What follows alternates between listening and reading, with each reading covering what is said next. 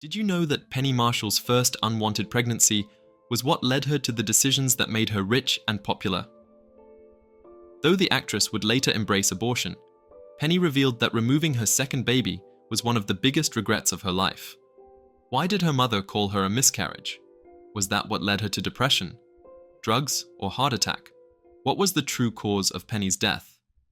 Finally, was the actress ever able to find lasting happiness? In this video, we will tell you many such untold stories about the life and career of American actress and film director Penny Marshall. Penny was born in Manhattan on October 15, 1943. Her mother was a tap dance tutor who ran a small dance school, while her father was a director of industrial films. She probably got her directing talents from that. Anyway, Penny's siblings would all grow up to walk in their parents' footsteps. Her brother, Gray Marshall, is most fondly remembered for creating the ABC sitcom Happy Days. But beyond that, he has other star projects like writing The Dick Van Dyke Show and developing the television adaptation of Neil Simon's play The Old Couple. As her mother wanted her to, Penny grew up attending tap dancing classes, and when she got old enough, she started teaching at her mother's dance school. This was good compensation, but Penny always wanted more. So she went to college, and that was where her story went sour. While in college, young Penny got pregnant with her daughter Tracy, which forced her to marry the child's father.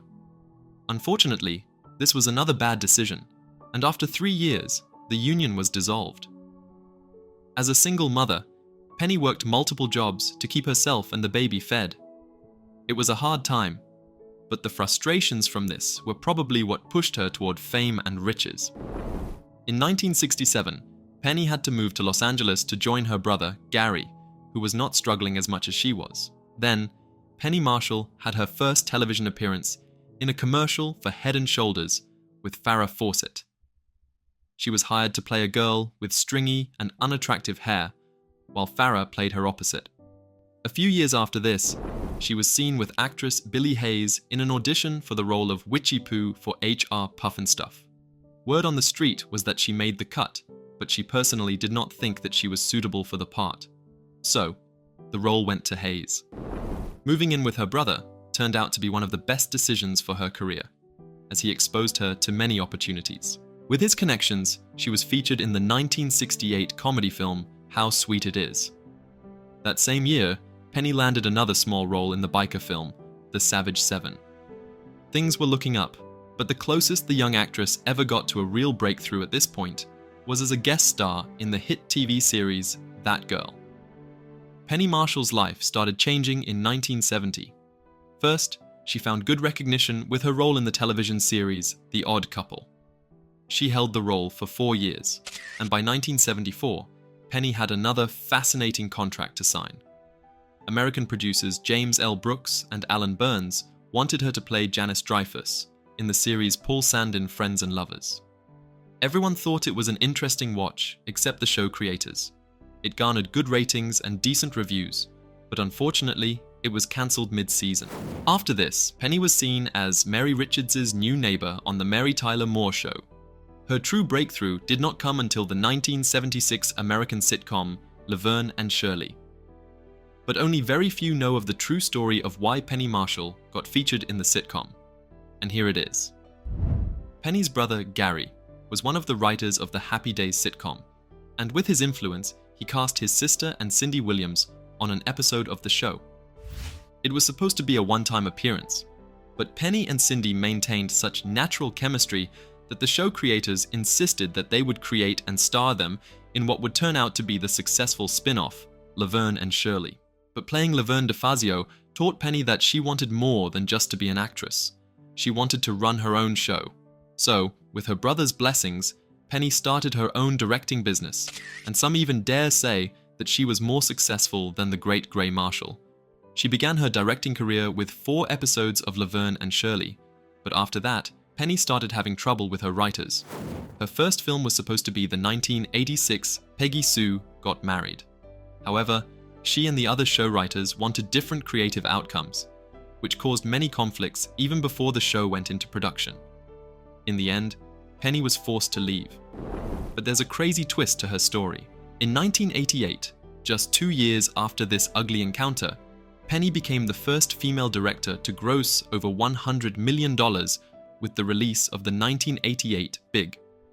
She also went on to have many other successful features in productions like Awakenings, starring Robin Williams and Robert De Niro, A League of Their Own, and the 1996 The Preacher's Wife, starring Denzel Washington and Whitney Houston. In 1991, she was awarded the Women in Film Crystal Award. Penny Marshall's last directing credits were 2 episodes of the Showtime series United States of Tara in 2010 and 2011. And when it comes to her relationships, for Penny, her love life is that part of her life that she rarely talks about for very obvious reasons. Her first marriage happened because she was having sex with her college sweetheart, Michael Henry, just to cheer him up after a bad game. And the story continues to get even messier after this. Henry was Penny's first love. They met in college and started a relationship shortly after. However, after Penny took in, the pair were forced to a hasty marriage, and the actress had to leave school to become a full-time housewife. This was probably the darkest time in Penny's life. According to her, the only gift they got at their wedding was a bar of soap, toothpaste, and a small box of Tide. Then, she spent her honeymoon watching the news about John F. Kennedy's assassination, and things never really picked up after this. The actress had her first child, Tracy Reiner, after which she became brave enough to leave her marriage. They divorced 3 years later. She found love again in Hollywood in the arms of actor and director Rob Reiner, who later adopted her daughter. It was a happy marriage, and the couple managed to keep it going for 10 years. Then, it was over for them. They ended it in 1981, and some blogs say that the couple had 5 grandchildren. Unfortunately, Penny's next romance was going to leave an even deeper vacuum in her heart. Following her divorce from Reiner, Penny started dating actor Larry Breeding, who made guest appearances on Laverne and Shirley. However, in 1982, just a few months after, things got serious between them.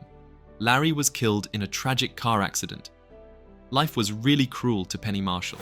Her last public relationship was with singer Art Garfunkel in the mid-1980s. It was a short one, but the singer credits Penny for helping him get through his depression.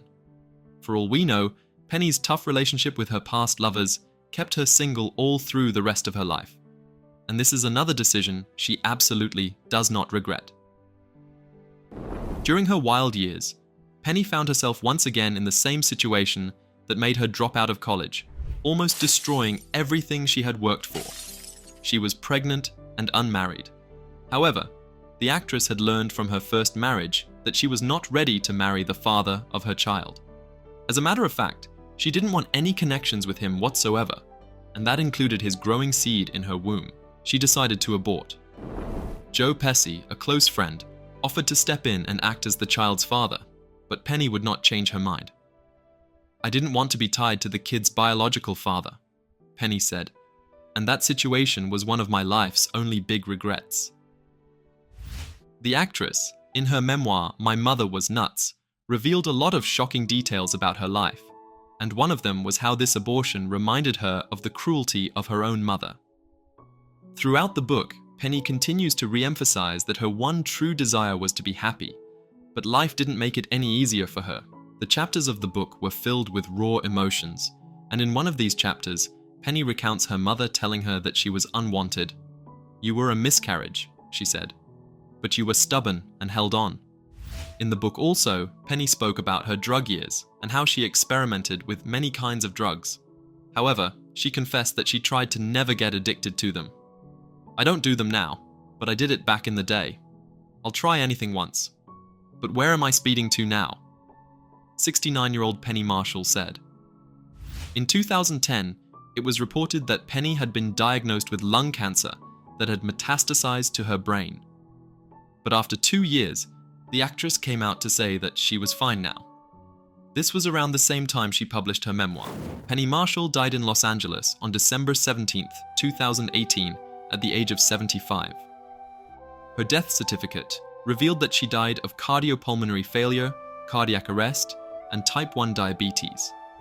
She was cremated, and her ashes were interred at the Forest Lawn Memorial Park in Hollywood Hills, Los Angeles. Like her Laverne character wore, Penny has an L emblazoned at the bottom of her headstone. Her legacy remains that of a woman who fought through the direst of circumstances to make a name for herself. While she was still alive, Penny said she always knew that she would surmount it all. Framed in her bathroom is the Waylon Jennings lyric that speaks to the secret of her success. "I've always been crazy, but it's kept me from going insane." At the time of her death, the actress had an estimated net worth of $45 million.